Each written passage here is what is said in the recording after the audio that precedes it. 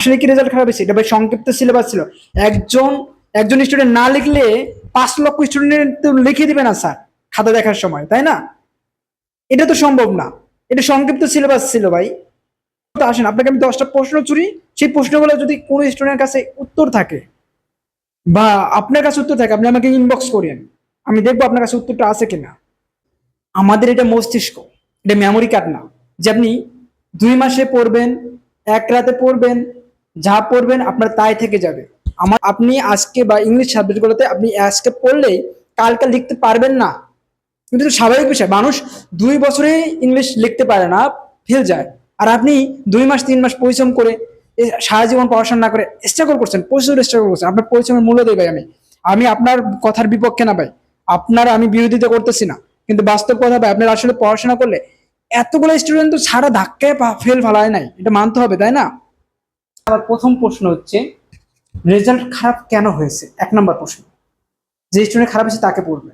2 নম্বর প্রশ্ন হচ্ছে, যাদের রেজাল্ট খারাপ হয়েছে তাদের আবার পরীক্ষা একই প্রশ্ন নিলে তারা আবার ফেল যাবে, শিওর থাকেন আপনি।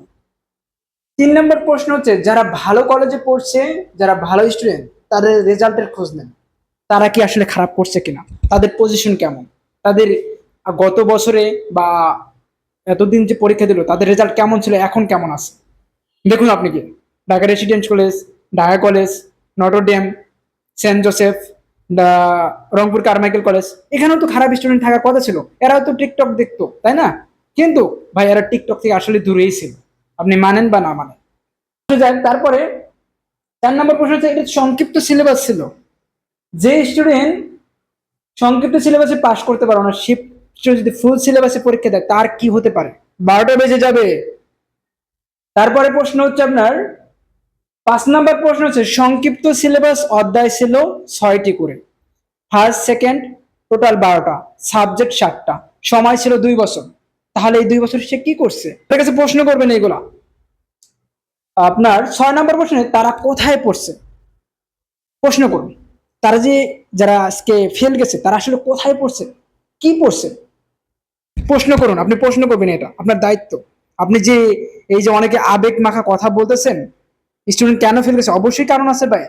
আমি নিজেও তো 24 ঘন্টার মধ্যে 15 ঘন্টা ফোন চালাই, আর ওরা তো ছোট ভাই, ওরা তো বুঝবে না, এটাই স্বাভাবিক।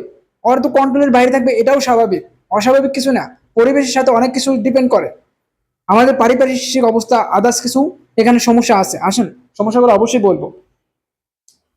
তারপরে হচ্ছে 2 বছর কলেজের স্যার কি পড়াইছেন?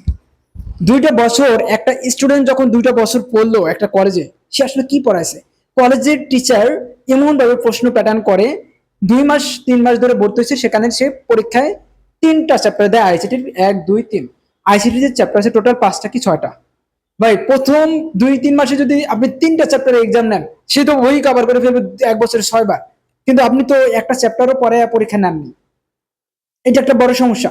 সে আপনি দেখেন, একটা কলেজের টিচার সে 2 বছরে যদি 2টা 3টা চ্যাপ্টারও ভালোভাবে পড়াইতো, তাও স্টুডেন্ট গুলো পাস করতে পারতো। কিন্তু সেটা করবে না, তাদের আলাদা একটা বিজনেস সাইট রাখতে হয়। তারা দেখেন 70% কলেজের টিচার এখন কলেজে প্রতিষ্ঠান খুলে বলছে, কোচিং খুলে বসছে, এগুলো দোষকার। সে একই টিচার তো, তাই না? আসুন, 2 বছরে কি কোনো সময় পায়নি তারা? নাকে তেল দিয়ে ঘুমায়? এদেরকে ছাড় রাখার দরকার নাই আমার মনে হয়। সরকারি কলেজগুলোতে, এখন কলেজগুলোতে ছাড় রাখার দরকার নাই, তারা যেভাবে পড়াচ্ছে। শুধু দোষ কি স্টুডেন্ট দিলে হবে, গার্ডিয়ানে দিলে হবে? তাদেরও দোষ আছে। আচ্ছা, তারপরে 8 নম্বর প্রশ্ন হচ্ছে, আপনার সন্তান অনলাইনে কোর্স কেনার পর পড়াশোনা করছে নাকি অন্য কিছু করছে? আপনি প্রশ্ন করবেন, আপনি বুকে হাত দিয়ে বলতে পারবেন আপনার ছেলে মেয়েকে, বাবা তুমি পড়াশোনা করছো?